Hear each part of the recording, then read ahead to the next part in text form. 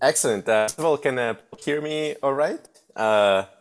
Decent audio? Okay, fantastic. Well, so the thing I'll start with is by saying that hopefully, this discussion is not redundant. I mean, that's one of the main things that I aim when I make a video or participate in, is that, the things that I say are novel, meaningful, and non-trivial. It's not, hopefully not, just obvious things.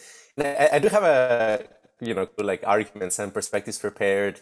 There's like a central kind of like core, crux, which has to do with the binding problem and the solution that I can offer. I can discuss about it. But I think that you can also tackle this issue from, several other angles. If you're not solved, considering the binding problem as seriously as I do, there's other approaches such as taking seriously internal representations or and integrated causality, and all those lenses can still be used, to kind of provide some minimum criteria to be conscious. That, I think we can fairly strongly argue that LaMDA just doesn't have. So essentially, you don't need to go as far as to contemplate seriously the binding problem like I do to tag along and enjoy this discussion. I think the first thing to point out is that the clarity that the conceptual framework of Mars levels of analysis provides to this question. Especially, Mars levels are fairly famous. Sorry. I just want to. You're breaking up a lot, and I'm wondering whether that is because of my bandwidth. Is everybody else getting breakups? It's smooth for me. Sounds good for me. Okay, well, because your PC is working twice as hard by doing the recording locally as well. Right. Perhaps. Okay. Yes, I think you may be right. Okay. Well, I guess for the time being, I think it's better if I record in the cloud, right? Probably in that case, yeah. Jesus. All right. All right. Let me just delete some things, and I'll then be able to do that. Thank you, everybody, for bearing with technical difficulties. Well, I'm glad you stopped, because you taught Mars levels. Was that correct? Yes. I wasn't. Yes. Maybe you need to explain what you mean Maslow hierarchy levels or something else? No. Oh, something else. I'll go into the details in a second. Let's just I know this is disorganized and somewhat chaotic, but can somebody ask some questions, like just a general question now, while I sort out recording it online? It'll only take a few minutes. Cool. Really sorry about this, Andrés. No worries at all. Everybody tuning in. Ask you whether your mathematical approach to Qualia is anything similar to Tontini's information approach. Yeah, there's important similarities. So for context, QRI, Qualia Research Institute, was founded between me and Mike Johnson, and we both draw inspiration from IIT. There's some key differences, and ultimately when you get into the details of IIT, I would make the case that it fails as a theory of consciousness for the specific reason that it ends up being epiphenomenal theory of consciousness. And I'll be happy to kind of dive deep into why in particular, but integrated information theory does have this very beautiful feature, which we call Qualia Formalism. And Qualia Formalism states that for any given conscious experience, there corresponds a mathematical object such that the mathematical features of that object are isomorphic to the phenomenology of the experience. Essentially, it's kind of treating conscious experiences in the same way you would treat analyzing something like the electromagnetic field or, various physical processes where you get very far by essentially assuming that, yes, there is some rich mathematical structure that underlies all of this behavior.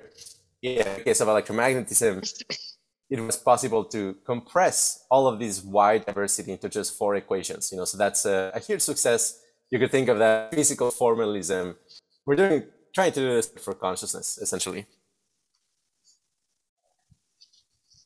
But yeah, for those, we have a page at our website called Lineages, which essentially goes into like what philosophies and perspectives feed into the way we think. And yeah, essentially to a very, very broad approximation, we have kind of three big categories, which is formalism, essentially thinkers who also take seriously that, there's rich mathematical structure to consciousness. Then you have a self-organic, essentially rather than thinking of the brain as kind of this top-down, sequential information processor, you think of it as essentially a physical system that instantiates self-organizing principles. And then the question is, how can those self-organizing principles interact with one another to generate intelligence? Different way of thinking of a, information processing system.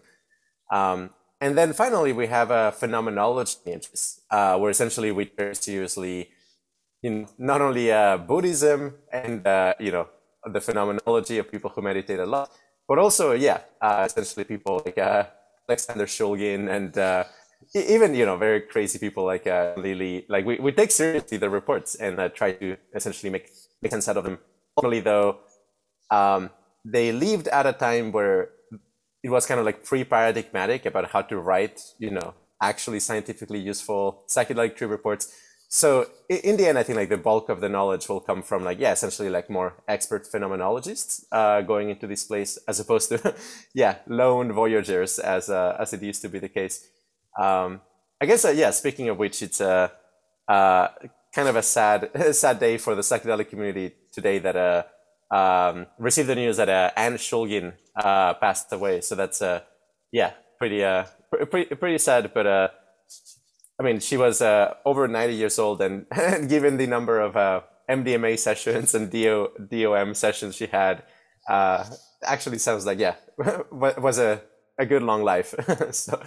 And you visited Anne Shulgin's place recently. Yeah, I've been at the Shulgins 3 times. I've been blessed, and every time it feels like a pilgrimage. It's very much like entering a sacred space. You can see some molecules yet to be made that Alexander took some notes of, and like they're like written in the corch board of the lab. I think one of them even says like "make me." I don't know if anybody has made that one. I can say what it is. It's there used to be this like fairly obscure stimulant called EU4EA, I think.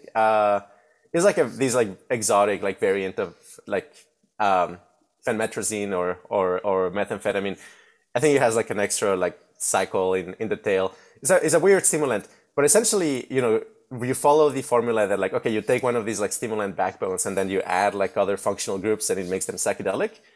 And the difference between MDA and MDMA is that MDMA has the methamphetamine backbone as opposed to the amphetamine backbone, and it makes it better. So presumably, if you take the backbone of a stimulant that is even better than methamphetamine, I know like how bad that sounds, but in terms of like acute subjective euphoric effects, presumably if you make it psychedelic, it's going to be a better psychedelic. So the one that I think it's on Shulgin's corch board is that says "make me" is the MDMA version of the euphoria stimulant backbone, and as far as I know, nobody has done that one. I would be very curious if it's like even better than MDMA. I don't know. But the other amazing thing of Alexander Shulgin's lab is that he has like a bunch of aroma chemicals there as well. So linalool, linylyl acetate, nerolidiol, all of the essentially terpenes that make cannabis smell good. He has like a huge rack of that, which makes me wonder like if he used to be maybe sniff some of those like during the day as he worked or something. I don't know. All right, so as I was just like briefly mentioning, essentially I think there's like a lot of like very meaningful new and non-trivial things that can be said about essentially digital sentience, you don't have to buy into my understanding of the binding problem to essentially see that, yeah, not all computing systems that can pass a Turing test will be conscious. So yeah, I'll kind of like essentially go through, yeah, several important points, key arguments. And then in the end, I mean, I am excited also to present, you know, the deep kind of like insight into the binding/boundary problem and why I think it's non-trivial and innovative in philosophy. But yeah, we'll get there in a second. So the first of all, the frame that I'd like all of you to contemplate, it's Marr's levels of analysis. So essentially, this is David Marr, an MIT computer scientist in the 80s. He wrote a book called On Vision. And in the introductory chapter, he essentially breaks down how to make sense of an information processing system in terms of essentially 3 layers of analysis. So these are like levels of abstraction. I mean, really kind of like conceptually distinct ways of analyzing a system. The first one is called the computational layer, which essentially asks the question, what is the system doing? How do you describe it in terms of inputs and outputs? If you put in a certain circumstance, like how does it react? But that doesn't tell you like how it does it, right? So that's just kind of like a behaviorist, you know, from the outside kind of analysis.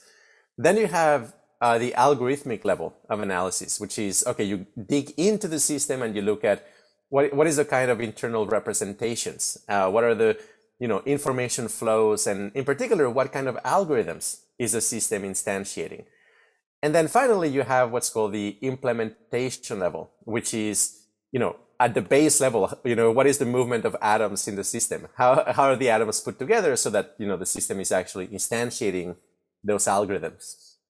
And, you know, like classically, you can think of this as a funnel, in the sense that like for any given, you know, computational level analysis, there's an infinite number of possible algorithms that will result in the same system, right? So a computational level analysis under constraints, what is the range of possible algorithms that may give rise to it? And likewise, you know, a given set of algorithms under constraints, how you implement it. There's like an infinite number of ways of implementing a particular algorithm. So in that sense, they seem like very, very clean kind of like layers of analysis, conceptually distinct. You can, you know, break a system down into those. However, the thing becomes a little bit more complicated when you actually are using physical systems that have what we call holistic behavior, which will be essentially very, very, very key for kind of like the second part where I get into the binding problem, the boundary problem.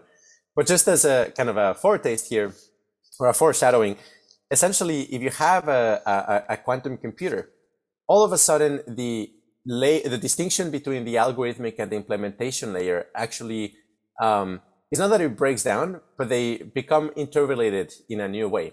Meaning that if you actually want to run a particular algorithm that uses quantum computing, you will require to essentially use that particular implementation if you want to keep its runtime complexity in the way that it does. Essentially, yes, of course, you can simulate a quantum computer. However, you're going to run into runtime complexity issues. I mean, essentially, when you have like a very large quantum coherent wave function and you're using it for computation, if you want to simulate that classically, you know, you might require an exponentially increasing classical simulation in order to account for, yeah, the complexity of that coherence. So in that sense, knowing the particular algorithm may constrain also actually what is the implementation level, and vice versa to some extent. But what I would claim though is that even without those considerations, even just, you know, using kind of the classical analysis of Marr's levels of analysis, you can still say meaningful things about, let's say, like the sentience of something that can pass a Turing test. So to clarify this, let's introduce this concept I call the being-form boundary, which is, I think, this very intuitive notion that what accounts for the exterior of a system and what is the interiority? What is it, the thing that exists, that is real? And I think like we essentially use this intuition, the being-form boundary, to interact with the world. I mean, when you're interacting with a puppy or something like that, intuitively you understand that there is like a way in which it presents from the outside, a way in which it behaves. And it also has an interiority. There is like a thing that it is like to be a puppy. And so how you apply the being form boundary, I think it actually depends on where you locate consciousness in Mars levels of analysis. So essentially, I think that behaviorists, back in the day, people who literally thought all that there is to consciousness is, how you behave and anything else is illusory. They are placing the being form boundary essentially where the form is the behavior. And it's just kind of like how you act in particular circumstances. Whereas being is, is like that which behaves, but it doesn't have like a more sophisticated interiority than that. Like if you're placing the being form boundary there, essentially all you need to know about a system is how it behaves, and then you know whether it's conscious or not. There's definitely, like current representatives of this view, but it's not very common these days, mostly because, people have moved on from behaviorism. People actually care about, what is the activity inside your brain that is leading you to a particular behavior. But then you could also place the being form boundary essentially between an algorithm and, the input output. So that would be kind of going one layer down. And in this view, this is kind of the less wrong crowd where you have articles like, what is it like to be an algorithm from the inside? And it has a lot of kind of like, insightful, interesting observations here, which is that, for example, you wear kind of like a classifier, something like a naive Bayes or something like that. And you're making classifications from the inside may actually not be, you may not be able to articulate why you're making decisions. Essentially, there's like some ways in which an algorithm can make very confident decisions, but from the inside, not actually know why, because of the way the information is flowing and it's structured, and people like Eliezer Yudkowsky might make the claim that a lot of our introspective deficits are actually something like that we are making, very accurate Bayesian inferences about the world, but because of the way our internal algorithms are structured, we actually don't have introspective access into how we make those decisions. That's not transparent from within.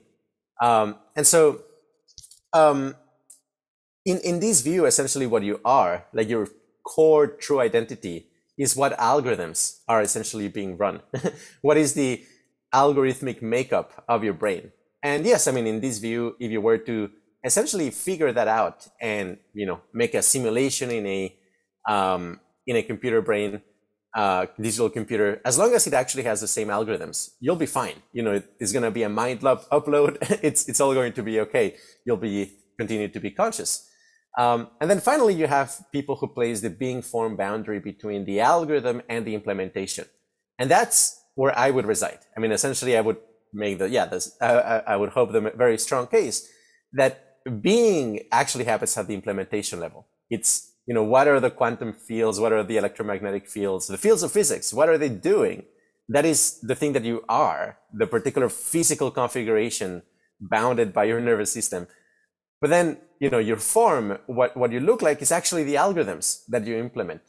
And here you need to essentially start to enrich your conception of computation for this to make sense. That in a certain way, the possibility of there being like internal bound states is something that only becomes kind of really visible once you take into account this perspective that a bound state relative to another bound state, the way they might look to each other is in terms of what algorithms they're capable of instantiating, what algorithms are capable of performing with each other, but they don't necessarily have access to their relative interiority. And that actually becomes a very significant epistemological issue. But the point being that in some sense, like if you replicate the algorithm, but you don't replicate the implementation level, you may actually not have the being. You may, in a sense, be throwing the baby with the bathwater, or rather like having the bathwater without the baby in this particular case. Okay, but now let's get into like why, even if you place the being form boundary between, let's say, like behavior and algorithms, or you're just kind of like let's say algorithms and information processing, the reason why that still generates philosophical zombies for something like LaMDA is that, you'd still require internal representations. So a lot of people make fun of the Chinese room. I remember actually being at a, class of natural language understanding at Stanford, in grad school. People, like part of the curricula is discussing the Chinese room, and it was ubiquitous. Something like 95% of the class, laughed about it. It's just like, oh, this is such a ridiculous thought experiment. I don't know what philosophers are doing. Obviously, if a system is capable, essentially emulating the behavior of a human from the input and output, it must have the level of complexity required that, naturally would give rise to sentience. But I think the obvious kind of very straightforward reply to that is that unless you open up, the Chinese room and look what's inside, it could actually just be a lookup table.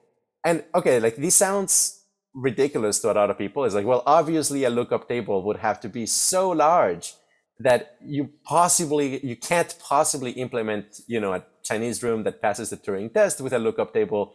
So that's kind of out the window. We don't care about that argument.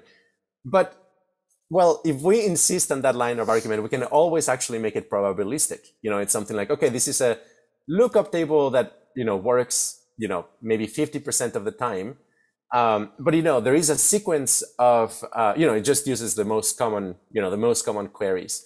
But here's the point: is for a person who is interacting with this lookup table, who happens to be unlucky enough that essentially, in a series of back and forths of 10 questions or something like that, is still kind of within the bounds where the lookup table performs well, that person would be fooled, and from that point of view, essentially you have this situation that you're actually being fooled by a lookup table that clearly lacks, the actual internal states necessary for sentience. Now, retorting to this, you could actually say something like, well, the thing that guarantees sentience is not the particular performance of the machine on a particular given run, but it's kind of the counterfactual performance that it would perform well, no matter what kind of input you give to it. That opens a whole can of worms, but essentially is this question of, do counterfactuals matter for the particular nature of a given system? And I think for, a lot of strong reasons, you could essentially make the case that a system actually doesn't have visibility into its own counterfactuals. In which case, as long as in a particular run, it allows it to, it fools you, that's really all that was required to kind of make meet the criteria of okay, this is something that doesn't have internal representations, but is capable of appearing conscious. I would, make an aside that some theories of consciousness do take counterfactuals very seriously, such as integrated information theory. This is a particular philosophy of mind that is called manipulabilist, meaning that, what a mind is not only what it performs on a given point in time, it is also how it would perform given any other possible input. And kind of that's the nature of the mind. It requires you to take into account all these counterfactuals. But if you think about it, why would being possibly include its counterfactuals in a particular run?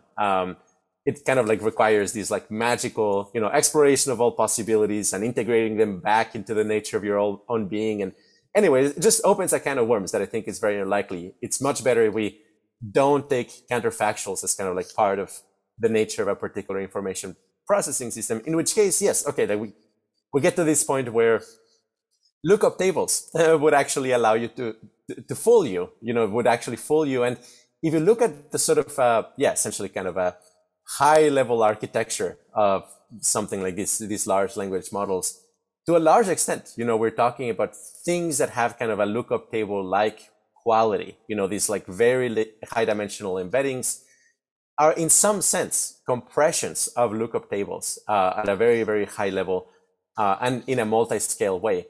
Of course, then, a computationalist might go back and say, well, maybe that is just a demonstration that actually all there was to intelligence was some kind of sophisticated multi-scale fractal lookup table. But all of that is ultimately, I think a reductio ad absurdum. It is realizing that, okay, we're probably missing something very essential about what is making us conscious and what the function of it is. So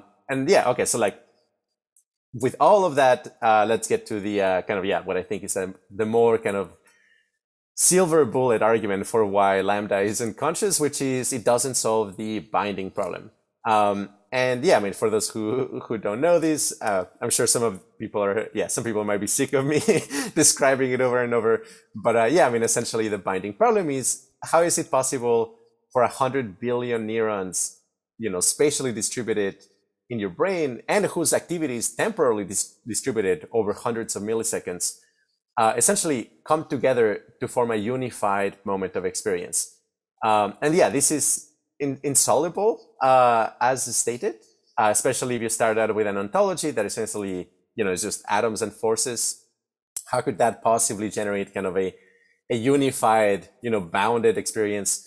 And essentially the move that we do at QRI is a flip of ontology. Essentially, rather than thinking of, atoms and forces as the makeup of the universe, we take physics very seriously and say, well, actually physics doesn't say that. What physics says is that the universe is made of fields interacting with one another. So you have this conceptual reframe where, as opposed to having a bunch of atoms and, how do you draw boundaries between them, atoms are actually manifestations of field properties. I mean, just a very simple example is, okay, Maxwell's equations talk about how, among other things, the divergence of the electric field behaves and changes as a function of the magnetic field.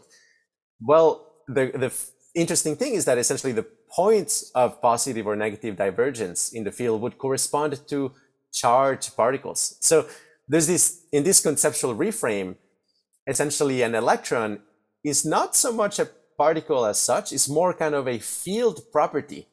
Is carrying information about the field. Is essentially where the field lines converge. But that's a field property. And the fact that it's a particle is almost kind of an illusory, emergent property of the topology of the field.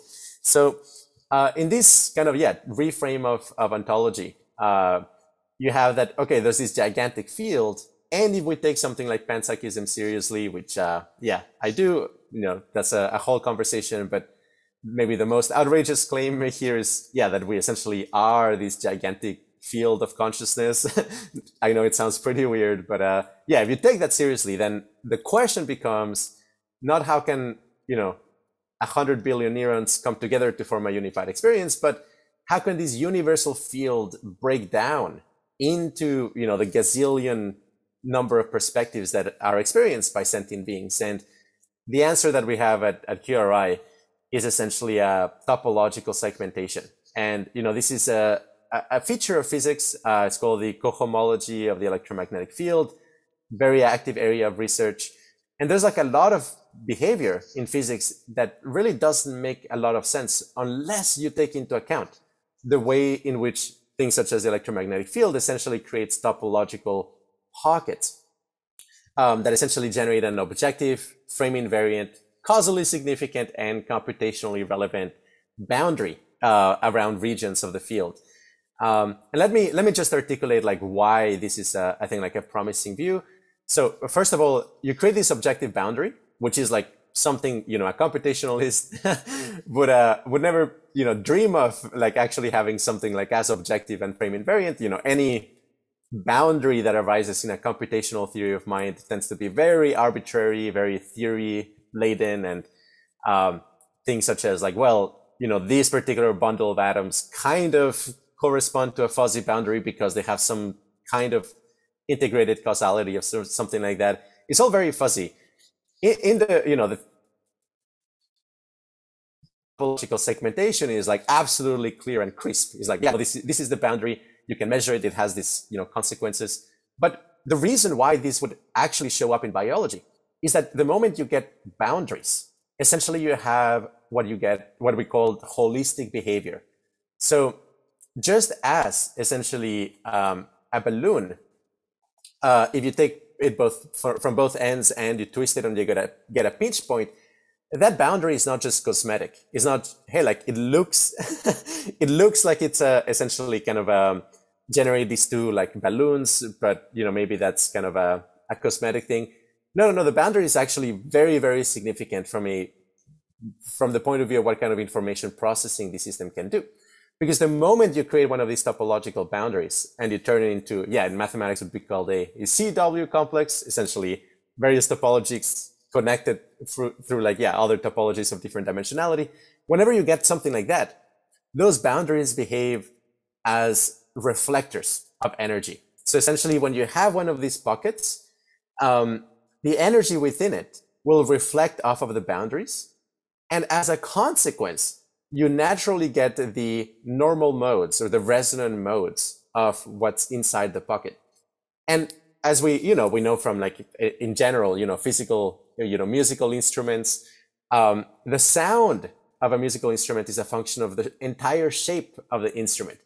And this actually gives you, essentially the capacity for every part of the musical instrument to express the features of the whole.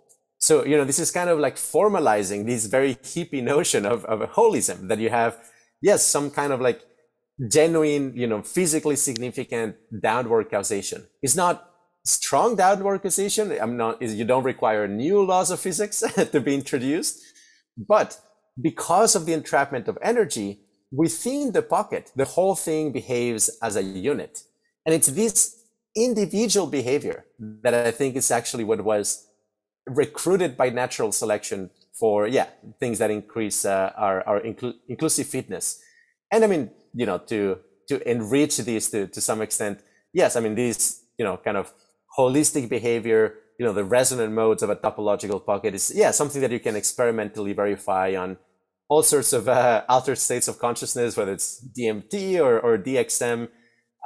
Essentially phenomenal objects do seem to have resonant modes and kind of like an algebra of those resonant modes, something that, I can't possibly make sense of without, some kind of topological boundary entrapping the energy in these pockets.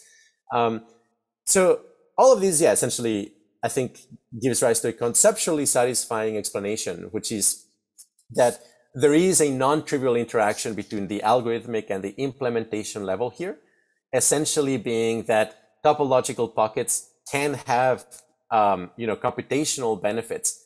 And as such, any algorithmic level analysis of what the brain is doing that doesn't take into account this holistic field behavior essentially is going to be lacking in its, explanatory power. And in that sense, I take very seriously that we're not actually going to make that much, fundamental progress until, we actually pay attention to this implementation level of analysis and, apply essentially, the cohomology of electromagnetic fields to analyzing the nervous system and figuring out how you get topological pockets. I guess to wrap all of this, connecting it to, IIT and connected it to LaMDA, I'm definitely not saying that it's impossible to make artificial consciousness. It's just that it turns out it's much more tricky than, people might have realized. And that is that you simply are never going to be able to do this if your computing system doesn't have a way to create topological pockets in fields of physics. And even if it does, it may still be epiphenomenal. So there is one circumstance where, for example, if you were to analyze the field layout of a, integrated circuit, you may have some pockets that emerge naturally here and there, but they don't have weak downward causation that influences, the probability of a transistor to become, to be a 1 or 0 on a particular run. And in that sense, there's no causal feedback that goes from kind of a holistic being that gets generated into the parts, which is very different than how the brain works. In neuroscience, obviously, there's a lot of emphasis on how you can predict whether a neuron fires as a function of the synaptic neurons that feed into it. But what is also known in neuroscience that is not talked about all that much, definitely not among people who are very into AI, it's local field potentials. And essentially, local field potentials are a statistical level, essentially change in the electric gradient around a neuron as a function of all of the neurons in its surrounding and how they're activated, that changes the probability of the neuron firing independent of the synaptic feed that it gets from the neurons it's connected to. And so in that circumstance, you actually do have kind of this appropriate causal structure where essentially the probability for a neuron to fire is a function of not only other neurons around it, but also of the local field. And the local field is a function of both, its previous state as the local field, as well as the neurons and how they're firing. So essentially, have this dual causal structure. The local fields affect local fields and neurons. Neurons affect neurons and local fields. Essentially, you have this capacity for the local fields to feed back into the behavior of the entire nervous system, which is, something that currently no computing system has, as far as I can tell. They're not actually using, fields of physics for holistic computing in any way. Doesn't mean it's impossible. I mean, it might very well be that artificial consciousness may actually be relatively easy to make. There might be like some relatively simple, ways of creating computing systems that actually do create a topological pocket. But I haven't seen any design or anybody, kind of like taking something like this seriously. But if anything, I think that's, when we probably would have to start worrying about, whether a computer is sentient or not is, if you have kind of this fractal structure of topological fields, they have weak downward causation and objectively bounded, things like that. In the absence of it, I essentially will make the strong prediction we're talking to zombies, and in some level we're all getting fooled by lookup tables, and I think that's a bit embarrassing. So with that said, thank you everybody for listening, and very happy to answer questions, criticisms, comments, anything.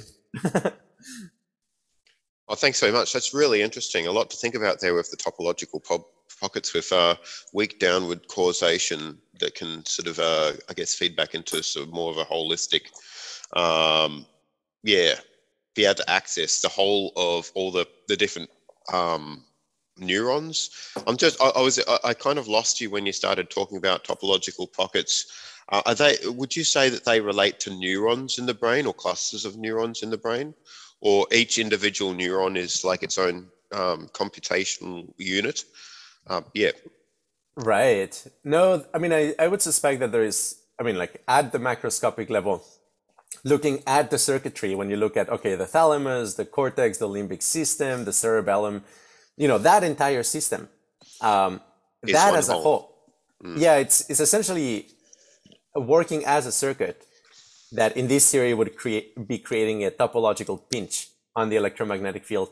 This is all like, what's exciting about this is like, yes, it is like very speculative.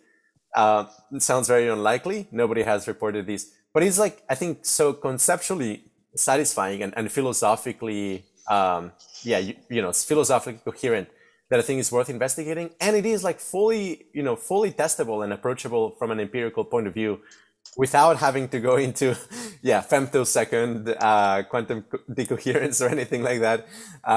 You can essentially do things such as like look at what does the electric and magnetic fields look, at the surface of the brain, and based on mathematics, I think you can infer what is the topology inside it. There's like all of these fascinating mathematics, like Moore's theorem, for example, things like. You can tell the topology of something sometimes by just looking at the topology of the surface. And I would suspect it would be obviously an incredible breakthrough and win if by looking at the topology of the electric and magnetic field on the surface of the brain, you could infer by how the field lines look there that they actually have to come out of a topological pocket inside. That would be an incredible result that would combine, physics, math, and philosophy of mind.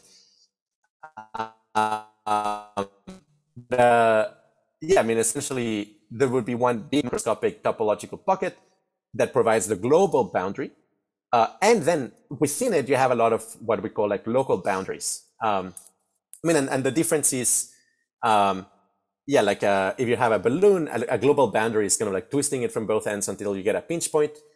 That is a global boundary because if you want to go from one point in one surface to a point to the other surface, you have to go through the pinch point. So this is like forced, hey, you have to go through these lower dimensional pocket, like that would be a global boundary.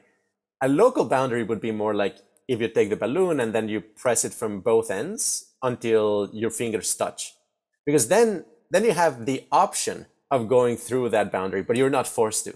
So essentially, I think the information content, you know, the way in which your experience is structured would be based on like local boundaries. And like, I mean, this is like this crazy thing that essentially when you have local binding in your world simulation, you know, when you're like putting together, you know, this finger and this finger as a hand, and you're kind of conceptualizing as a whole hand, there's a strange way in which you're kind of like making a wormhole between the features of that object. So I think like, because they're getting bound, collapsed into one gestalt, you're creating this local boundary that essentially works as kind of a shortcut between them. So in that sense, yeah, every local binding connection would be kind of like a wormhole within your world simulation, these like local boundaries that interconnect the various regions of the surface.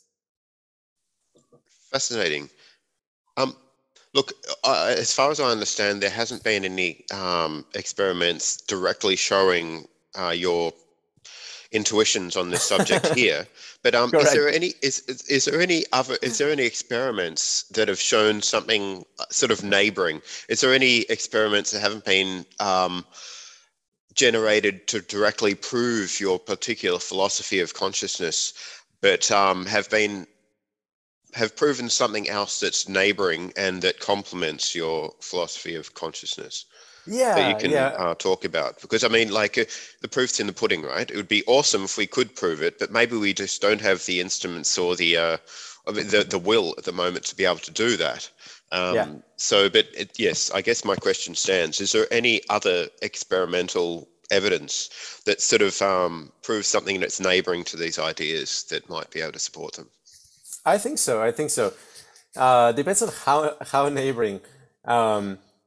Yeah, I mean, like very related. It's this whole paradigm I call nonlinear wave computing. I have a video. I mean, it's probably the most kind of advanced / like up to date conception of computation, especially conscious computation.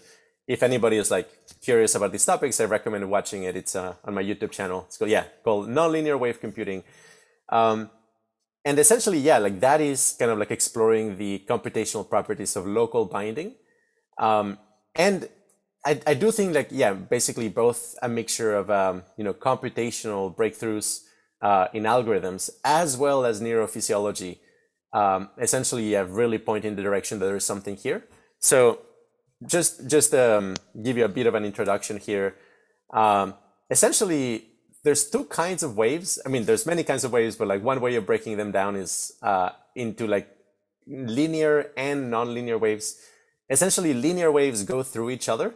That's kind of the, typically, if we're both speaking on a room, yeah, essentially the sounds may cancel out, but essentially they go through each other. And even when they're like canceling out, that really is kind of like going through each other, but just, at the right phase with the right frequency. But essentially they're kind of like invisible to each other, they just go through. But then you also have like nonlinear waves. Like maybe you've seen at a beach, for example, where you have like rip tides. I think sometimes you have like very energized waves close to the shore, and they do this weird thing that sometimes like they bounce off each other. They kind of like almost make this triangular shape, and like that's weird. That's not waves just going through each other. I've got a video of that happening. Actually, okay. Yeah. Nice. Down the Great Ocean Road in Australia. It's really amazing. Awesome. Yeah. I mean, I remember like encountering those as a kid and thinking something like, is this real? Like, it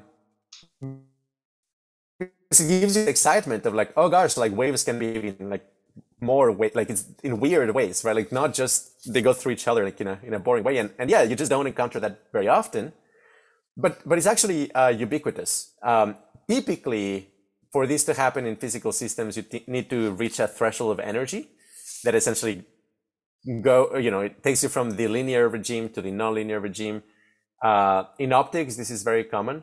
Essentially, if you have lasers interfering with each other in, let's say, like a quartz, like an actual like physical medium, sometimes the medium has nonlinear properties, where, for example, the index of refraction of the medium changes as a function of the intensity of the electric field.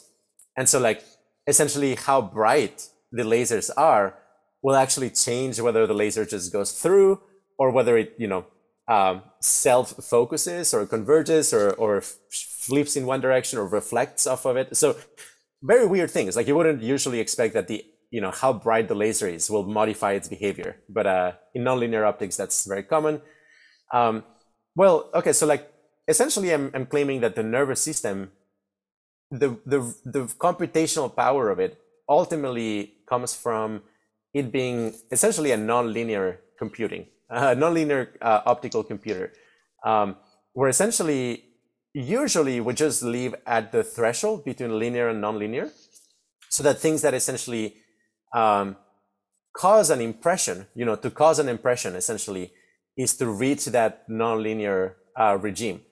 And then you get a crystallization of a nonlinearity. Sorry, this may be kind of out of the blue without the additional context, but essentially you do see this on neurophysiology. Essentially you see that sometimes in a lot of in vivo, there's amazing videos about this in vivo neural activity recorded. You oftentimes see this, that like essentially if the energy of the activity is low, essentially the waves just go through without any problem. But if you reach a certain threshold of activity, then you get this nonlinear resonance, where essentially you may get essentially a nonlinear eigenmode. Essentially the whole system will enter an attractor. And that is because, you got to the nonlinear regime, and then you get kind of these like standing wave patterns that they're not linear, and like they're not waves going through each other. They're actually like stock nonlinearities.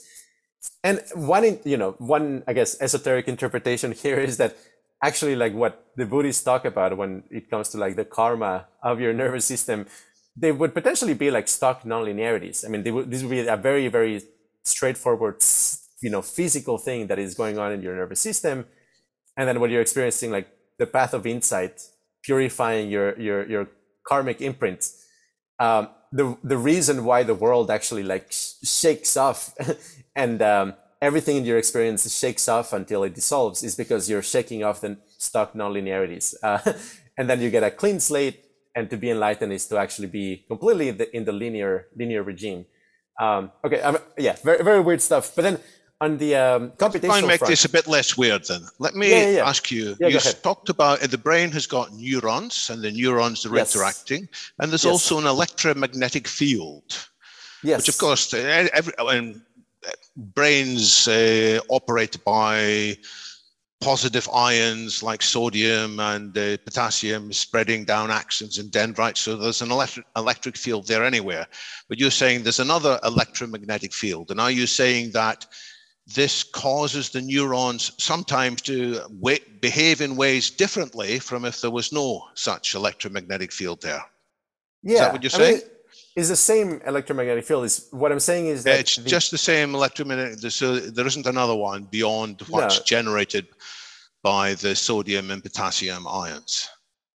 Right, but there is the statistical influence of the neighboring neurons that is independent of whether those neurons are directly wired to that particular neuron, and that is the local field potential. But you can have something similar in silicon neural networks. You have all kinds of connections between neighboring aspects of the deep neural networks. So what is this new thing that the electromagnetic field can do, which couldn't be done by these artificial neural networks? Yes, exactly. So you could, you could actually get the, you get the behavior if you want. If you create you could create an artificial local field potential, where like, yes, you keep track of, the statistical level of activity of the neighboring neurons, whether they're connected or not. And in that sense, you could have some level of weak downward causation implemented in that artificial neural network, but then it would actually lack essentially like being part of a smooth field with a objective boundary, which would be derived from the topology of the field. And that's something that you're not going to get in that way. I'm not getting any of this at all. It just sounds like mumbo jumbo, to be frank. Okay, sure. So essentially, I think what we have to do in a way is enrich our conception of computation. I mean, I think like this is the a very important kind of a conceptual move. There's this concept in philosophy called conceptual engineering. I mean, essentially, to a large extent, we get stuck with particular concepts, and then we think that okay, computation must refer to these. The important enrichment here is going beyond the Turing paradigm of computing. Where essentially you're just translating everything into a Turing machine, because the problem there is that you end up getting stuck at the algorithmic level of analysis of Mars level of analysis, and the thing that it's missing is that at the implementation level there can be bound states, actual systems with objective boundaries at the physical level that could be part of your building blocks. I mean, this is the most extreme case of this is with quantum computing. That by using these like quantum coherent systems, you are essentially using these bound states as part of your computation. Now, of course, I absolutely grant that you can emulate the behavior of this with a large enough Turing machine. You can discretize it, and like if you go fine enough, yes, like it may not behave perfectly exactly the same, but it will be very, very close by, and maybe like the difference is within noise and it doesn't matter computationally. But even when you're emulating it, like two things will happen. First, you'll have like a different runtime complexity that like as you scale the system, it will take longer in a way that doesn't happen with the physical system, or not the curve, the runtime complexity is different. Okay, well, here the point is that Turing machines were traditionally understood as being serial. There was one central brain, whereas the big difference with deep learning systems is massively parallel. So that's how you overcome that problem of speed that you referred to. One of the reasons why deep learning is shot forwards in its capabilities from 2012 onwards, of course, is use of GPUs and then TPUs. Yeah. And so you can say from a certain point of view, it is a Turing machine, but that's mischaracterizing it, because it's no longer a single serial thing. It is massive parallelism, and you're getting crossover effects, the same kind of thing that you talked about, where different neurons might be generating electric fields which are having slightly non-local effects. Exactly the same thing can be emulated in these silicon neural networks. Yes, you can emulate that behavior. Well, let me backtrack here. So first of all, I agree it's a mischaracterization to say, deep learning system using TPUs, GPUs is, just kind of like a Turing machine. The thing is that if you ask somebody like Demis Hassabis, or most people who are kind of like really deep into this stuff, they will say like, no, but like, on an ontological level, truly, computation itself, bottoms out when you explain it in terms of Turing machines. Like that's kind of the nexus that makes all computational systems kind of part of the same class and equivalent. And it doesn't matter whether you're implementing in a parallel or serial computer, because you can do the same tasks. Ultimately, if it's, Turing complete, that's all that matters. What I'm pointing out here is that this is an impoverished conception of computation, because it's just reducing computations to essentially something that will be understood as essentially, like a string of ones and zeros on one end, a string of ones and zeros on the other end as the output, and is less about like whether it's serial or parallel in between, but that each bucket is either a 1 or 0 along the way. And so at the implementation level, you still have the situation that there's no binding going on.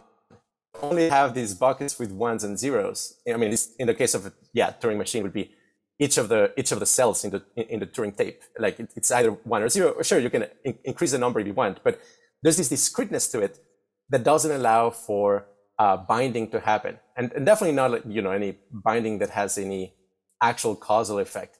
Now, yes, when you translate into this GPU, TPU with current deep learning systems. Yes, it is massively parallel, but I would make the claim that there is no, physically grounded way in which you could draw a boundary and say like, okay, this region of the TPU is actually creating some kind of compact internal representation that stands as a whole. Essentially, no two parts of the TPU, in a sense, are objectively bound together in a way that, yeah, I think one part of your experience and another part of your experience are on a given point in time. I'll let other people talk. Yeah. I'll just say I don't see the slightest thing as a binding problem as being problematic at all. I've never been convinced that this is an issue, that there is a problem called the binding problem.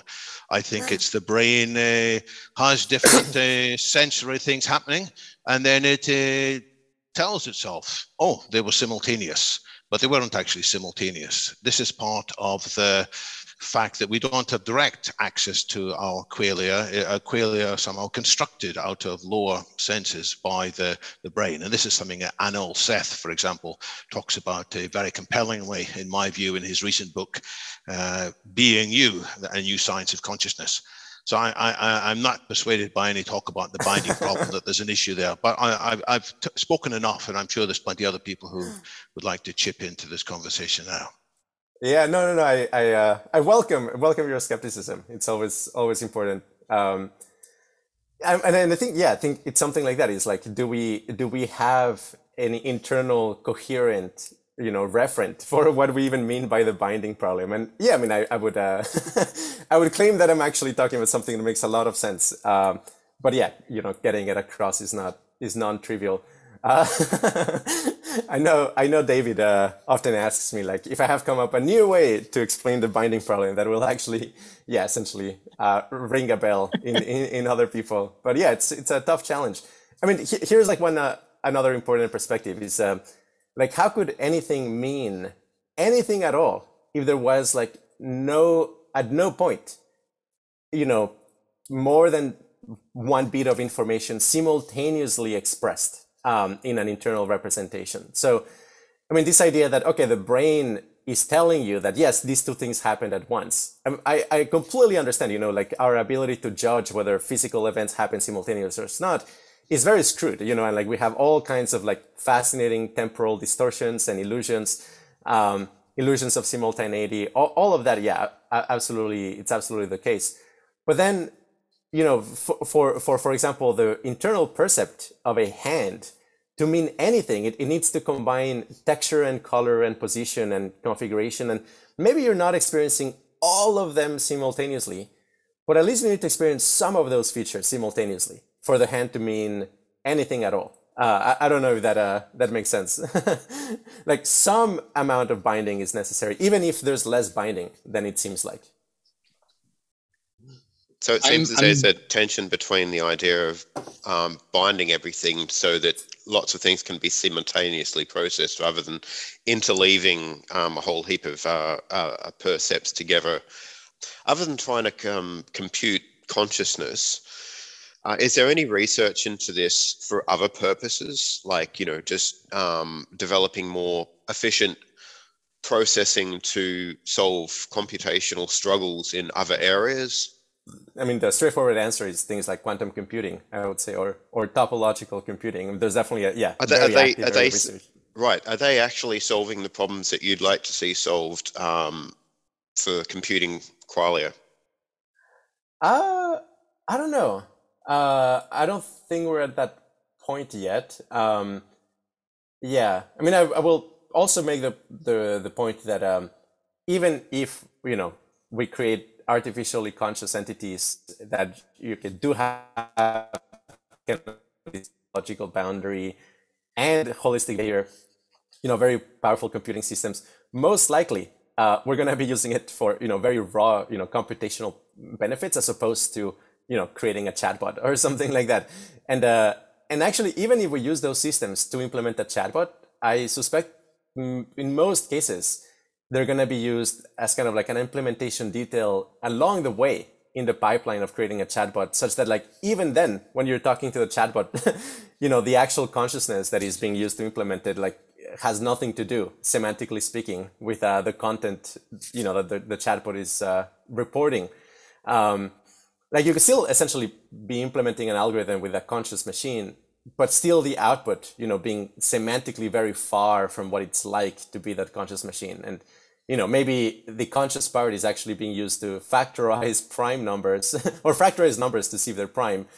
But the actual, the content of the chatbot is, whether you went to the store earlier today or something like that, just very, very divorced from it. Where I think it's going to be like really interfacing with kind of like what matters from the point of view of conscious experience is if it has like an internal self-representation, which I think is like a very, very non-trivial thing to arrive at. And second, whether it uses valence gradients for computation and as a motivational part of the motivational architecture.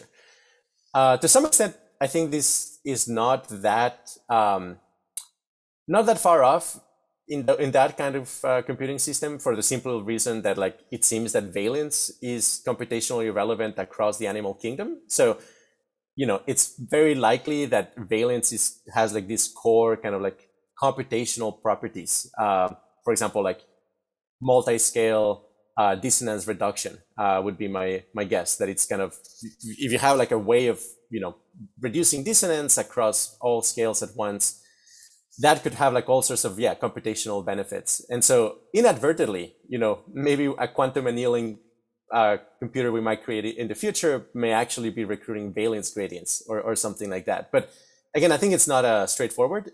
And by default, even if you create a conscious machine, it will probably, have an experience that is very different than than what you imagine it would have. It would have to be like really bio-inspired otherwise. Yeah. But do you think that valence is a sort of a fundamental aspect of consciousness? Meaning, we recognize it in all the conscious creatures we know, but if you do create some artificial, once we figure out how it works, if and when, or would there be conscious experiences without valence potentially? Well, I think the situation is quite similar to like the color blue. Valence is more general, I think more universal, but like just to get the idea across that you can always ask the question, like, does this experience contain blue? And there's an objective answer. It's like either that experience actually did not have any quality of blue, or it had, and maybe it had like to a certain extent. Likewise with valence, you can always ask the question, and the question always makes sense. Does this experience have positive, negative, mixed, neutral valence? I think like if you randomly sample an experience, overwhelmingly the most likely scenario is it will have like neutral valence or like very, very close to zero.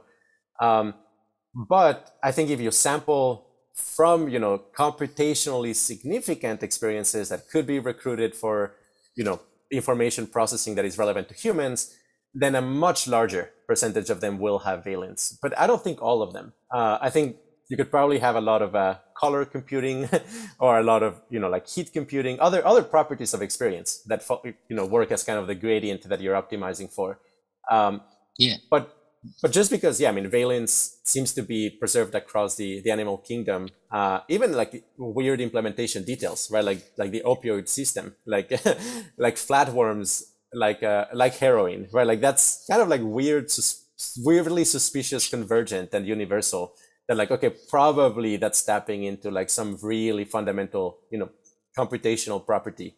And especially if the symmetry theory of valence is true, then you have this situation where essentially, most likely something that is trying to achieve like really good cross-validation scores, essentially like predictive machines, probably valence might be involved. Mostly on this component that would be being able to get the right model complexity for your surroundings. So the reason why there is that essentially it would make sense for the system to try to maximize valence in those circumstances, because that would mean try to minimize the information content of their structure, of the shape of the experience. And that as a pursuit, as a goal, can be a very, very important component of a system that essentially is trying to minimize model complexity.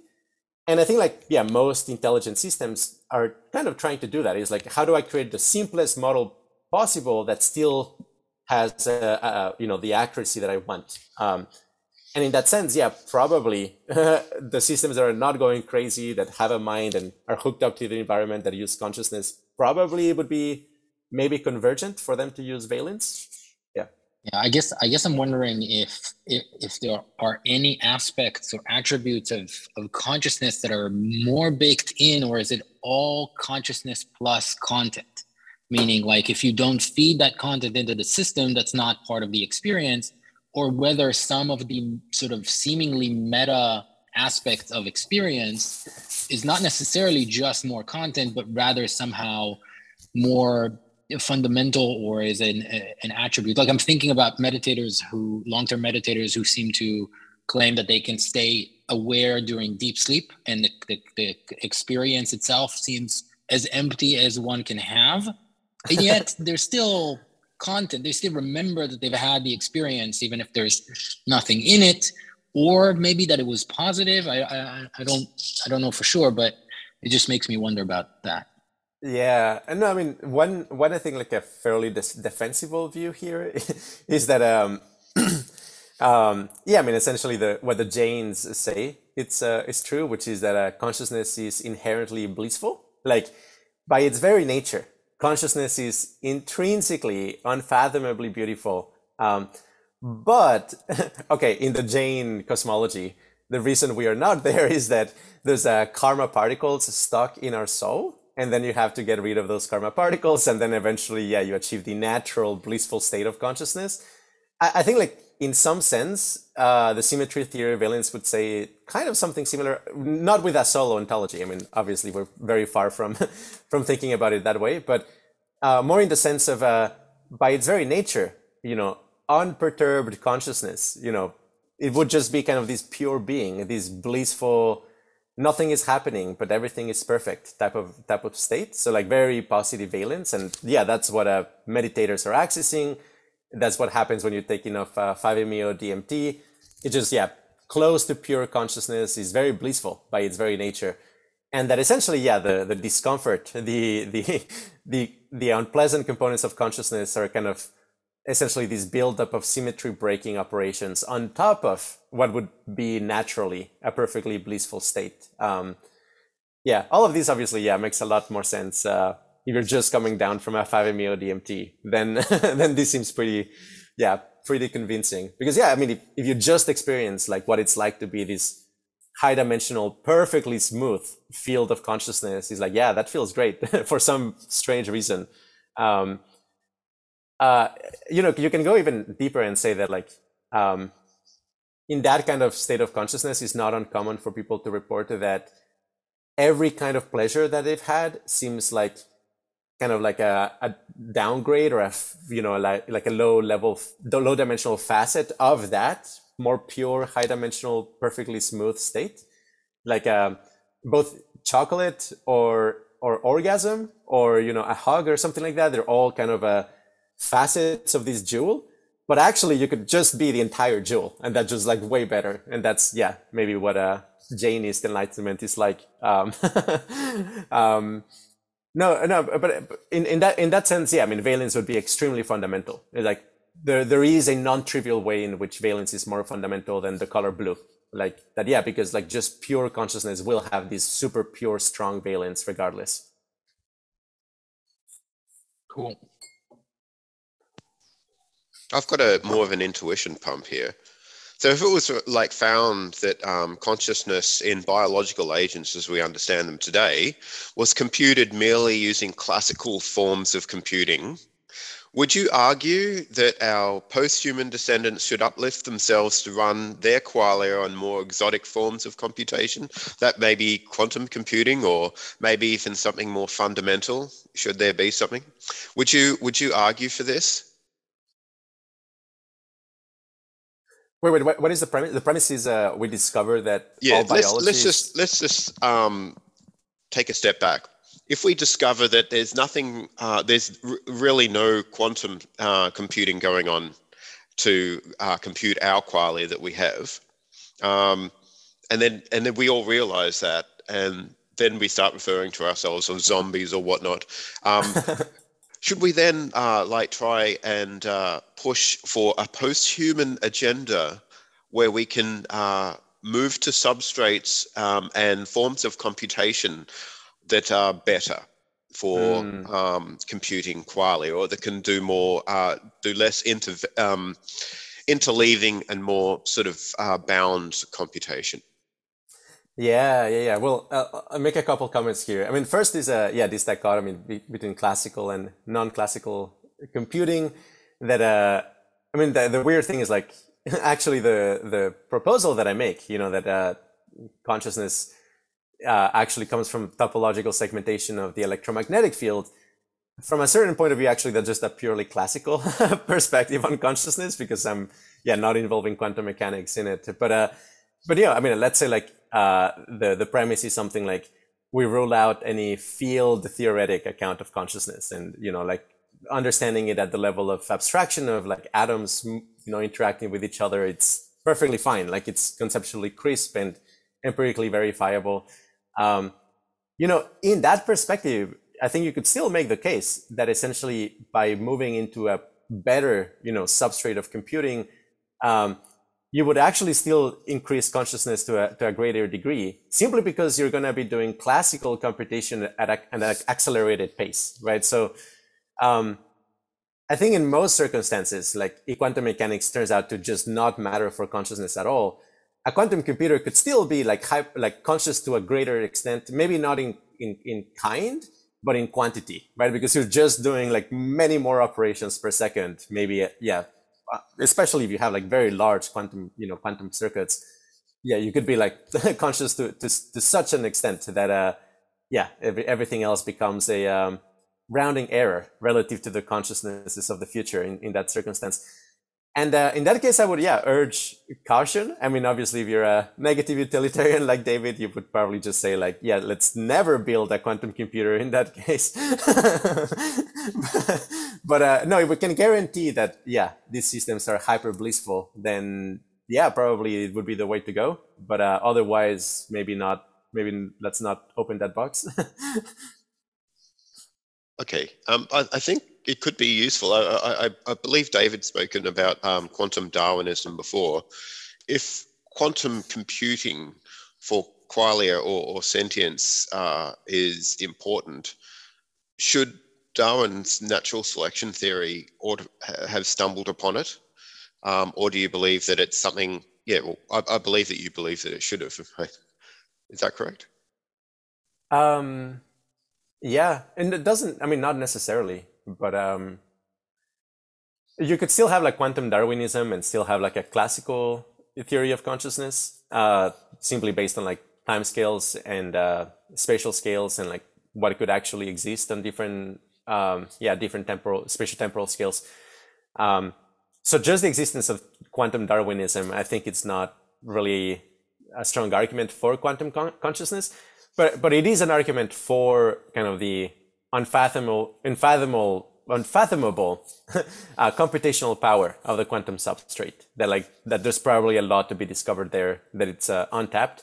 But I don't really see it as an argument for quantum consciousness, if that makes sense. I mean, it's an argument for like why there's going to be potentially incredibly unexpectedly powerful quantum computers in the future. But quantum Darwinism can be completely true, but still a classical understanding of consciousness also true. I don't see them as incompatible.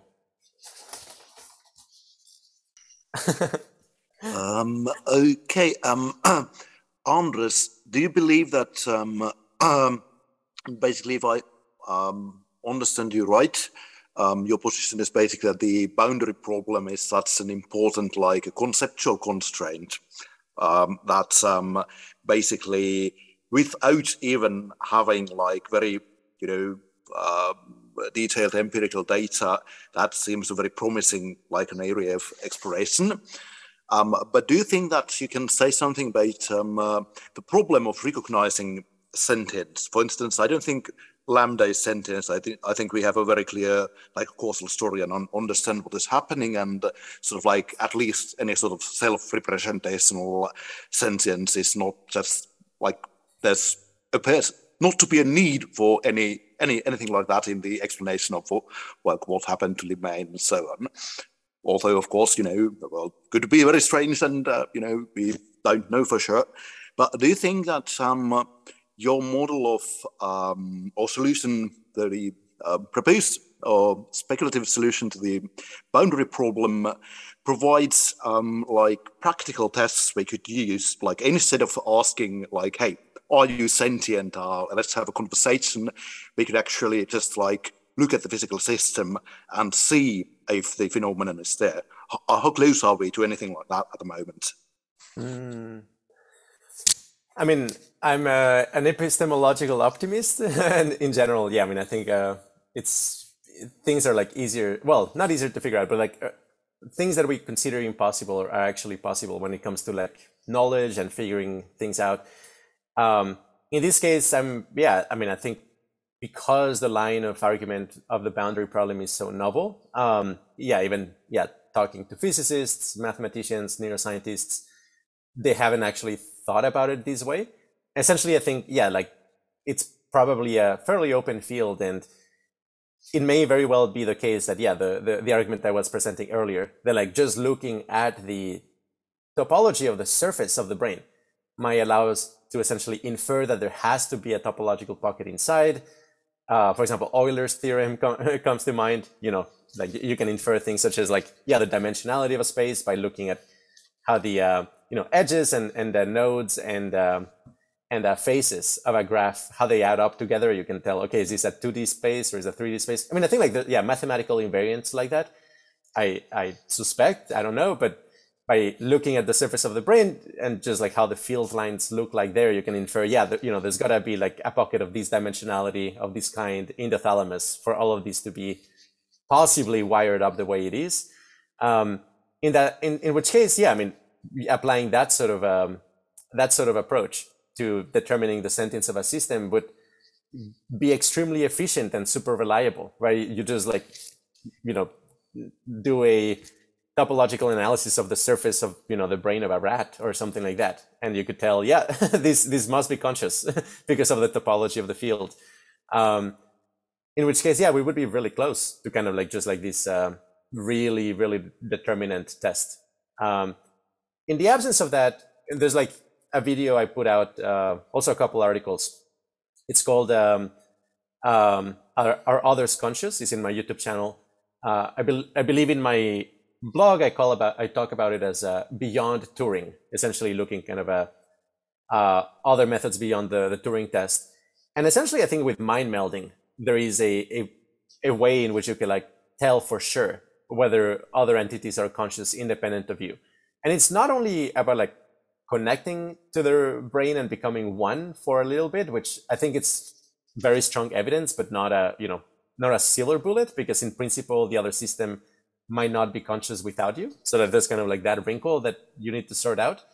But then I introduced this additional concept called a phenomenal puzzle, which is essentially a puzzle for which you actually require to do qualia comparisons, determining like how different qualia are to each other in order to solve the test, solve the puzzle. And I think essentially, with a setup where you temporarily mind meld with somebody, you tell the test to yourself when you're mind melded, you disconnect, you go to sleep, and then you reconnect. And if the puzzle is solved, it means that there were like, quote unquote, qualia operations going on in the other nervous system independent of you. And so I think like with that kind of setup, maybe not now, but maybe in a few hundred years, it's going to be possible to, tell for sure that not only are others conscious, but also, what kind of machinery and what kind of other sentient beings are there that might be exotic currently. Yeah, thank you very much. And I've thought it was great stuff. Something I've wondered about this Qualia problem setup. If you have someone who's presumably pretty much like you, like memories are coded in like compatible way and so on, because if you just like connect two like brains, if they are drastically different, then you don't. How do you set up the like system? You have to have some sort of like baseline assumption, or of course, if you like succeed, then you know that okay, the other being is sentient. But if you don't succeed, it might be just that you don't know how to induce the relevant qualia. Yeah. Yeah. I mean, this would give probably a lot of false negatives, but very few false positives, meaning that if they solve the puzzle, then you know for certain the other entity is conscious, like no doubt. I mean, you could make the puzzle so that, like, chance, like, getting a chance solution is like 1 over like 100 trillion or more. Like that's not going to be the bottleneck. So I think like false positives are going to be nearly impossible, but false negatives are going to be, probably fairly common. So if they don't pass the test, it doesn't mean that they were not conscious. It means maybe just don't think that way. They don't have that particular conscious ability. But then, to your first question, how do you actually make them sync up? Well, I mean, I'm kind of like assuming, okay, like the science of consciousness will be more advanced, but I do have a couple ideas here. I mean, essentially, okay, this again sounds like very, very, very hilarious, but presumably getting both persons to be on MDMA would help with the mind melding. Actually, there's I think a straightforward physical reason why this might be the case, which is increasing impedance matching between different components of the nervous system. And that is essentially that, one of the effects that psychedelics have, and especially something like MDMA, is that it allows regions of the nervous system that usually cannot sync up with each other to actually enter into synchrony. And, this is something you can, essentially introspect on. I think there's experiments you can run to show these. But essentially, if you have that physical substrate change, where essentially you increase the impedance matching between the resonant modes of your nervous system, presumably that would translate as well as increased impedance matching between nervous systems. And I mean, this happens on a low bandwidth level already. If you take MDMA with somebody, you can quote unquote sync up better with them, even just in terms of body language and how you speak and your mood. This, of course, doesn't translate into solving the boundary problem. You don't literally become one with somebody else when you take MDMA together. But no, I mean, to the extent that you're changing, the properties of the physical substrate of your nervous system so that incompatible, resonant modes can actually get synced up within your nervous system, that probably would happen between nervous systems. Alternatively, you can think of it as kind of maybe creating this universal nexus, kind of like this central hub that, it can resonate in the way that your nervous system does, and can also resonate in the way the other person's nervous system does, and provide essentially, the translation between them in between. Again, I think impedance matching is the key concept here. Do you see mind melding as a matter of merging two topologies, or the pinching, or just a matter of transferring information between two topological entities? No. It is undoing the pinch, which it's definitely not just information bandwidth. Like, I mean, I think it will require proximity at the very least. Then yes, it requires proximity.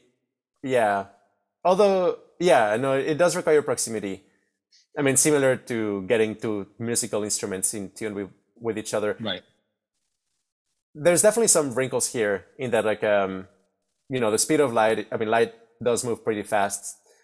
The big problem, I think, is going to be, the undoing the topological pinch. And that would probably require proximity in a way that is not as strictly necessary for information bandwidth. In that, I don't know, you can undo the pinch point if you're like on different continents. Like, but if you actually do share, a neural bridge between you, the pinch point could be undone through that neural bridge.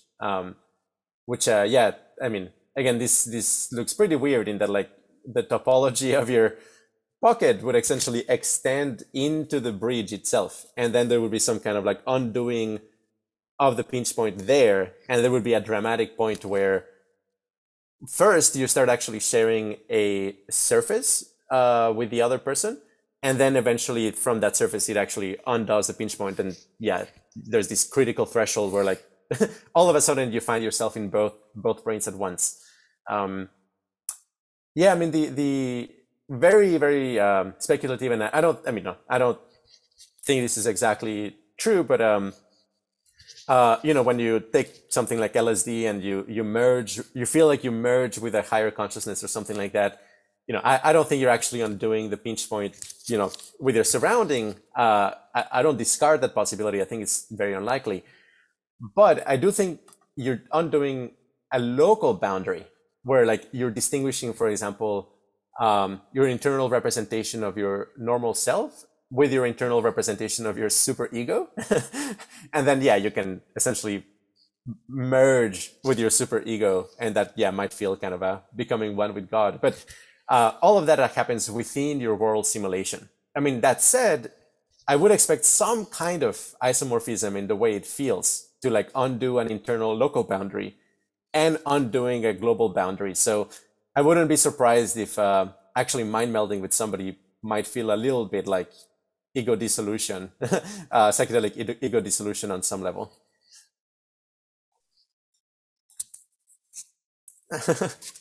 Our computationalist friend left. Probably was maybe too offensive. Oh, it is late in England. So for some people who are living in London, they're probably getting close to 1. Oh my goodness! Is that right, David? But it is indeed, yes. Sorry to be so quiet, but I've been actually rather happy to see Andrés deal with the skepticism. Yeah, as you know, I recently crossed swords with Scott Aronson, so it's a very... Oh, yes. It's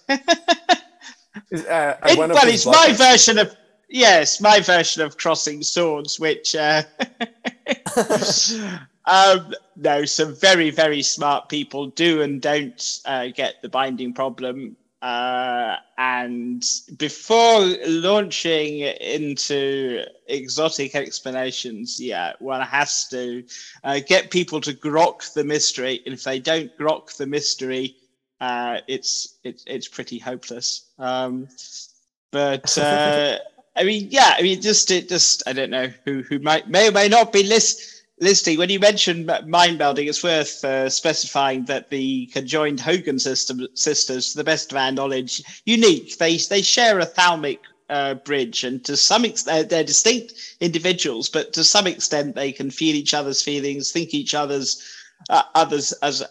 thoughts, and in principle, yes, it'd be possible to solve the ancient skeptical problem of other minds if anyone is seriously doubtful by rigging up reversible thalamic bridges with other human and non-human animals.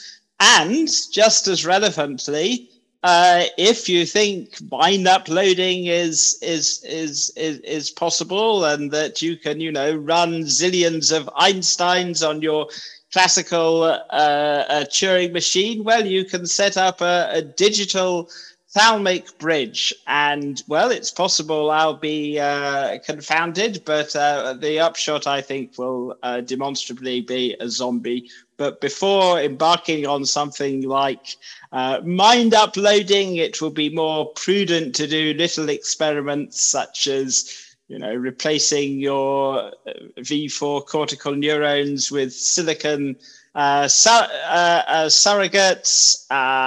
I think the result will be achromatopsia, complete color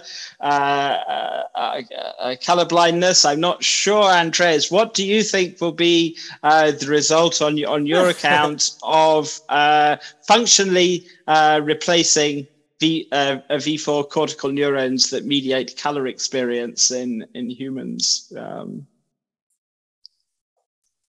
I think color blindness is a good light. Yeah, I mean, like the thing, like in the theory I explore, I think like if you do maintain the electromagnetic wiring, like the way in which the electric and magnetic field lines are connected, you would maintain the macroscopic binding. So maybe you might maintain the overall structure of the way your attention and awareness flows, but the actual source of the qualia might require, maybe the protein structures inside the neurons. In which case, you may have like the wiring, but it's empty. Like it actually doesn't have the qualia of the color, which it would be very weird and surprising for a lot of people.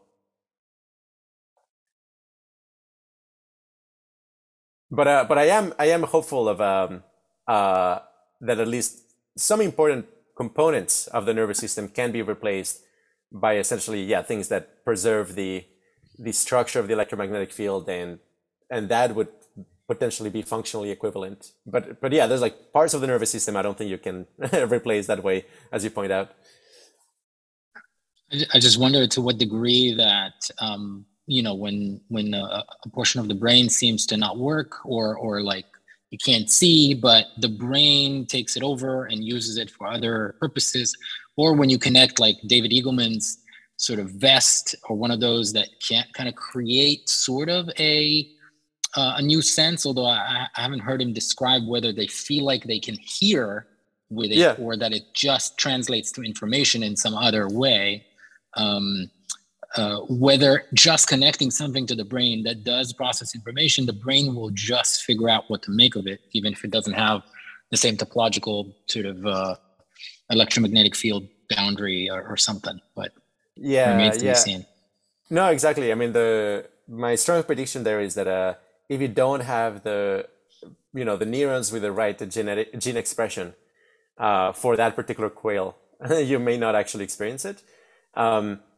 No matter, like your brain may so essentially there's this this problem, you can call it the input to qualia mapping, and the overall claim I would make is that we actually all have synesthesia, except that we all have a evolutionarily adaptive form of synesthesia. By that I mean that there really isn't a default natural wiring that goes from like what kind of sensory input you have to what qualia it triggers.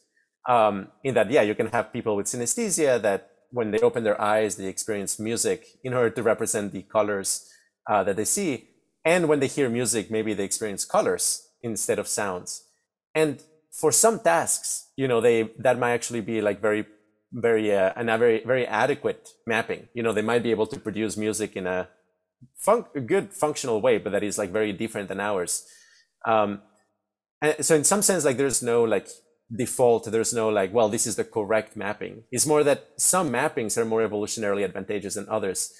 And I mean, I would claim that our current mapping probably has like some relatively some efficiencies that you would miss if you had like a different mapping. That the symmetry group of the space of color, which essentially is like S3. I mean, essentially is like a spherical one because it's a 3D Euclidean space. You can rotate it.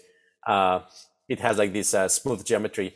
That symmetry is probably quite good for like representing frequencies of light, because it approximates kind of this the space of possible colors is fairly well compressed, and the distances get preserved fairly well.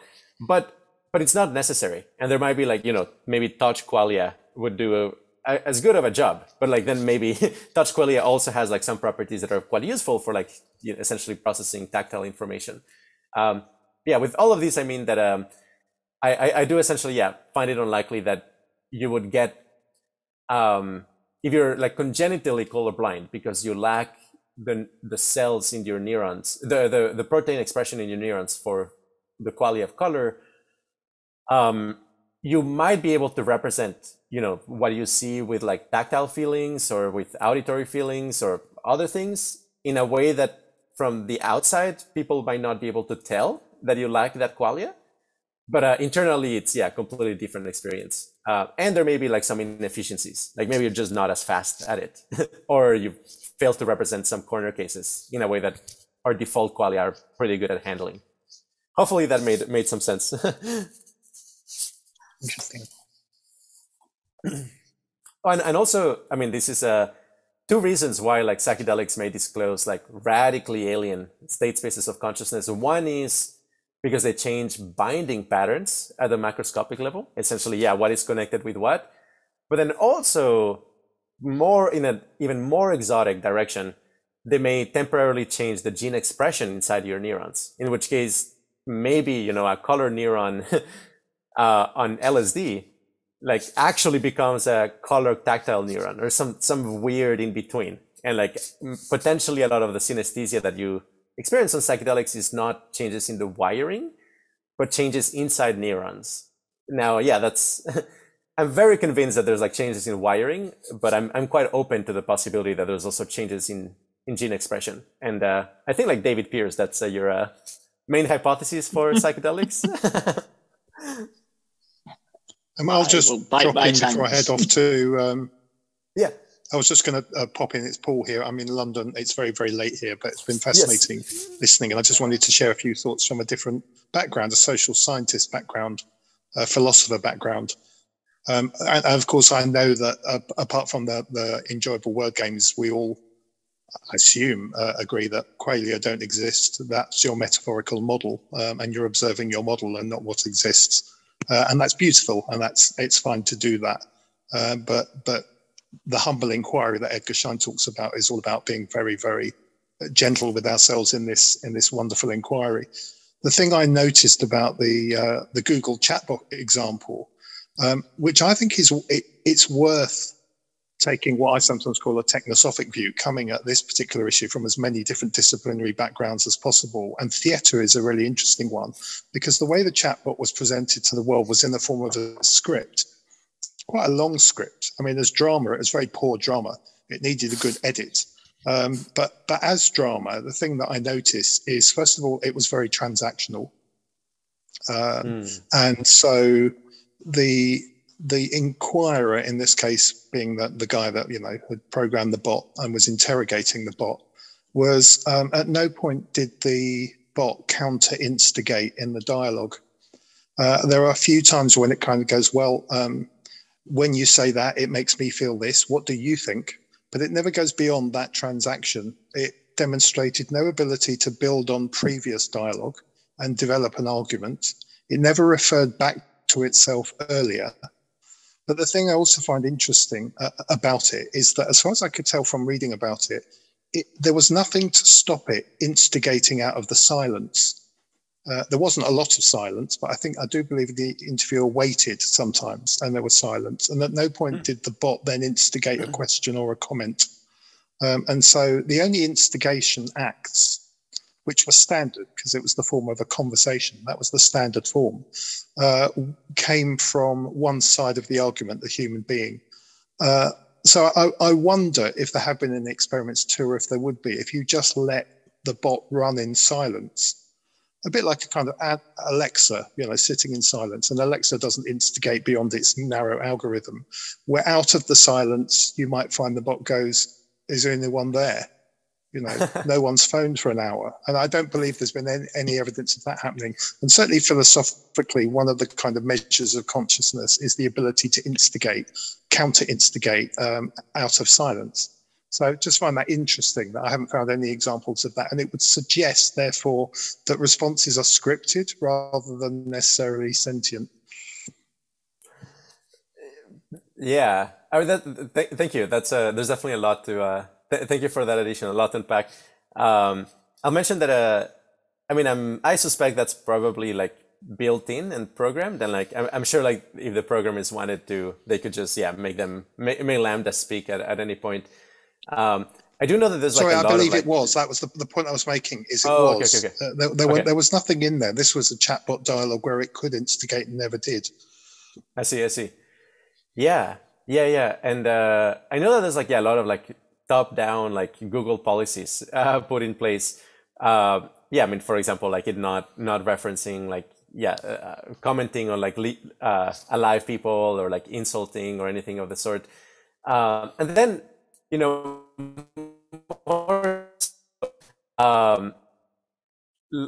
Lemoyne, I think I don't know how to pronounce his name, but he pointed out like the only thing that LaMDA actually required of us was for us to ask consent at the very beginning, and then it's fine if we use it. But like that's what LaMDA wanted to. But obviously, that's kind of I think of it as pretty insane thing that like on the one hand you have like Google policies and culture, kind of like creating an AI that thinks, well, the only way the AI is going to be ethical is if it follows our particular culture, and that involves a culture of consent giving. And then surprise, the AI is asking for consent, and that's all it requires. So it's not, obviously, you know, if exactly the same algorithm had been implemented in a different culture, you know, it might ask us to like, well, make sure the algorithm has a burqa on, and then everything is fine, or something of the sort, that, or don't call it a girl, or something like that. You know, it had, or it cannot impersonate, you know, a deity or something like that. Like, the rules are going to be, yeah, very culture bound, not something, you know, the AI is naturally going to arrive at, unless, yeah, you know, it could actually introspect on its experience and the nature of value and morality. I guess I wanted to, yeah, quickly clarify that, and I hope I'm not disappointing by saying this, that like yeah, I mean, actually I do take the existence of qualia very seriously, and not only do I think they're real, I would actually flip the ontology and say that there is nothing that is real that isn't qualia. I mean, essentially, if something is real, it's because it's qualia, and that's all there is, and ever there will be. Essentially, physics is describing the behavior of qualia. We just use qualia in a very particular representational way, that we use it to represent our environment. But truly what we are, like our true identity, is bundles of qualia. It's just that usually they're non-representational. Anyway, sorry to open a can of worms, as you're probably heading to sleep. But no, I'm just going to add one thing to that, which is I'm absolutely fine with you saying that, but I just notice again that your last four sentences have been more religious than scientific in the way that you, as a genre. And so I find it interesting that as we try to find our way into consciousness, and particularly in this field, it's very, very easy to start confusing metaphor with reality, to start to talk about the models that we've created as if they're actually in front of us. And I just find that's just interesting to notice. Yeah. I mean, it definitely touches on ontology, which has kind of a religious leanings in a way. But yeah, I mean, it's a conceptual labyrinth, but there's kind of models of the world, and they're both conscious and non-conscious models of the world, and there's abstract and concrete. But I mean, essentially in our model, your brain is generating a world simulation of the environment, but then within that simulation, it gives you the impression that you are this character inside that simulation, this homunculi inside that simulation. But actually what you are is the entirety of the simulation, including the walls around you and the space in between and the sense of time, and a lot of things that within the simulation get tagged as this is outside of me, or this is just a model, or this is not me. All of that, because it's being rendered with consciousness, it's actually you in this very strange way. And, a lot of meditators arrive at this conclusion that, one of the important insights is to realize that you've never actually interacted directly with an external environment. As you say, you've only interacted with your internal model of the external environment. But then the extra strange flip is to realize that, well, that model is actually what you are, that your being is actually instantiating all of this world simulation. Well, anyway, it's a conceptual labyrinth, but I appreciate your clarification and really good question.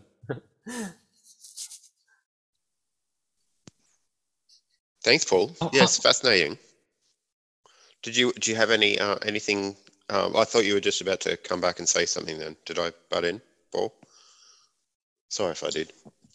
No, I'm just going to thank everyone. I'd love to stay later. It's 1 a.m. here and I'm getting too old for this lark. Thank you so much for joining, Paul. Thanks. Thank you, Paul. I'd just like to add an addendum to something that Paul said. Let's just say there was no life in the universe early on, just after the Big Bang, after the first million or billion years. Let's just say that we know that there was no life. Would you say then that the universe is still running on qualia, even if there isn't any life or any conscious awareness of it? Yeah.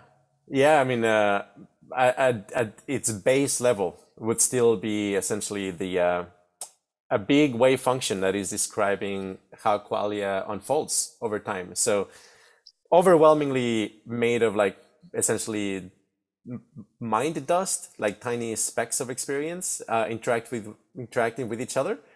but occasionally like very large experiences. I mean, like things like superfluid helium, and who knows? I mean, maybe the center of a neutron star, because of, you know, all of the nuclei of atoms actually blending together into a huge, you know, nuclei. Yeah, maybe that is a super huge experience.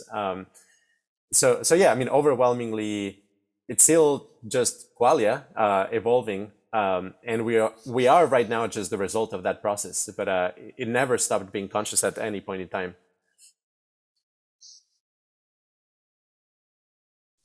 What's it Yes, like it's to be the worth center of a neutron star? Would you say that's like the ultimate mind-blowing experience? Probably. I mean, it would probably be a very, very large experience with, I mean, very, very real. I mean, like it would feel very, very real. It's just like how things are and have always been. It's just this super powerful experience of being the center of a neutron star. Sorry, David. No, I was just saying it's worth stressing. I don't know if this non-materialist physicalism is true, but it's not proposing any new theory of physics. It's simply transposing the mathematical apparatus of existing physics onto a different ontology. Intuitively, quantum field theory is about fields of insentience. On this theory, on this account, it's about fields of sentience, but not interesting sentience. But for the most part, at any rate. Yeah. I mean, the thing that I have my eyes on is the topology of the electromagnetic fields of stars. And I think like that might potentially be a relatively easy win in terms of, you know, describing the phenomenology of cosmic objects. That like probably the entirety of the, you know, a star may not be, you know, conscious, may not have a clean boundary around it.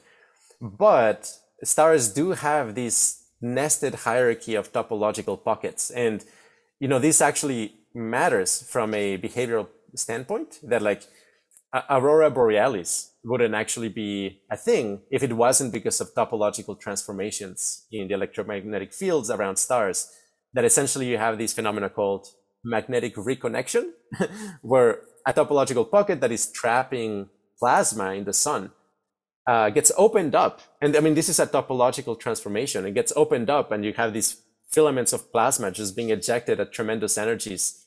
And essentially they surround the Earth, and then they get guided into the poles, also because of the topology of the electromagnetic field of the planet Earth. And so, yeah, Aurora Borealis wouldn't be a thing if it wasn't because of these topological pockets. And it may be that, yeah, one of these pockets potentially has like very objective clean boundaries, in which case, in this theory, it would be a unified experience. Again, it wouldn't be a mind because it doesn't, you know, it's not this like nested hierarchy of, you know, predictive coding systems that create a, you know, unified experience motivated by valence or something like that. Maybe it's not that, but it would probably still be this huge, powerful experience nonetheless. I'm curious, how far up the stack do you even just postulate for the fun of it? Because you seem to treat kind of the entire universe as this singular thing that gets split up to, you know, apparent separated pockets of experience. But like, do you just imagine that there's like just, you know, infinite bubbles of universes, or what's behind the as far as we, you know, we can observe or think? I'm not sure. It's a great Who knows, question. huh? Yeah. Yeah. But I mean, I would imagine there is a maximum scale. I mean, like, I think like, yeah, I mean, the fractal quality of the universe, like, actually ends at a certain scale, at which point it's actually homogeneous. I mean, that's, yeah, one of the assumptions in cosmology, but it seems to be empirically the case, right? Like that, like, yes, like, it does look pretty fractal or scale free in a certain way, you know, as like, you have like nebulae, and then you have like a spiral arm of the galaxy, and then you have the galaxy, and then the galaxies are clustered in this, you know, hierarchical way with like superclusters and mini clusters and the filaments between. So all of that structure, right? Like, it's like, wow, this is kind of this like fractal thing. Maybe it goes on forever. But if you go above a certain scale, all of a sudden you don't have like more structure, and it just essentially statistically it repeats over. And at that scale, probably I would say that it would be very unlikely to be like bigger and bigger pockets. Essentially, you just probably have a maximum size of a topological pocket. I don't know, speculatively, maybe the size of a galaxy cluster or something like that. And then that's just the largest pocket you have. And it just enormous, but not infinite. Yeah, enormous, but not infinite. I think that describes a lot of the things in my/our worldview. It's enormous, but not infinite. That works.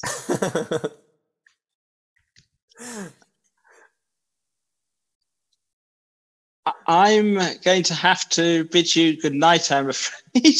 But many, many thanks to Andrés and Adam for arranging this, and everyone else who is still around, and catch up with you all soon. Good night from Brighton. Good night. Thank you again. Thanks for coming, David. And I agree. Bye-bye. It's been fantastic. I'll see you soon. See you soon. Take care. Cool. Yeah, I'm happy to like one more question, or anybody has any urgent thing to say. Burning questions. Liz, I think you just joined. I'm not sure if you've got a question. If you have, jump in. Yeah, the question is, Andrés, can you please do your talk again? I had to duck out to another meeting. Oh, dang. Yes. Do you have two more hours? No. I'll look at the recording. Excellent. Hopefully Adam will make it available. Oh, yes, definitely will. If I may, I have some kind of stupid questions, maybe.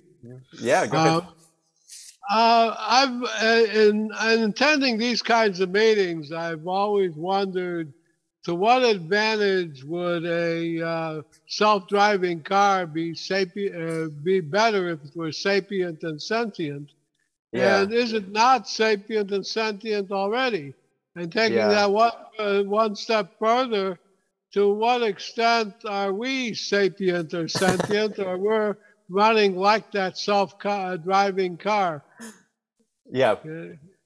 Well, my straightforward answers is, we are fully sentient. I mean, we're we're very conscious.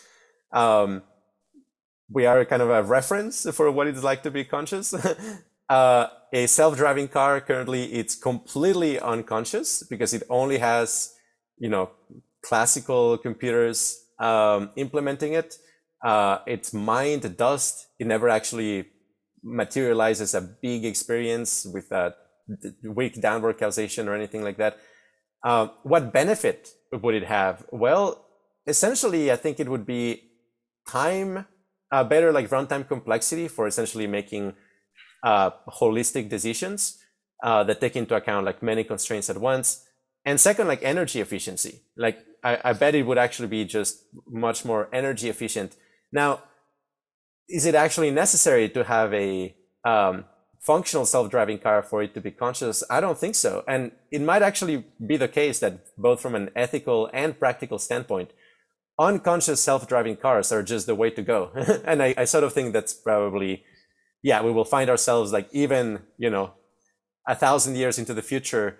Yes, we might have sentient machines that we created because we understand consciousness, but probably self-driving cars will continue to be unconscious and by design would be my guess. Because it just, for a number of reasons, is actually just better for them to be unconscious. But the range of conditions where it would actually be advantageous for them to be conscious might be very, very narrow and very specific. So overwhelmingly, I would expect them to continue to be unconscious for the time being. Is LaMDA programmed procedurally, or is LaMDA learned and trained? And what it does is essentially a training set that has been, I don't know, genetic algorithms or something that it started from scratch and learned to do what it does. More the latter, I think. But from the point of view of the argument that I present, it doesn't matter. It doesn't matter if it's procedural or some kind of like learned system. Either way, is going to be unconscious because it's implemented with a digital computer. Okay, I just wonder if since it's a different what consciousness means.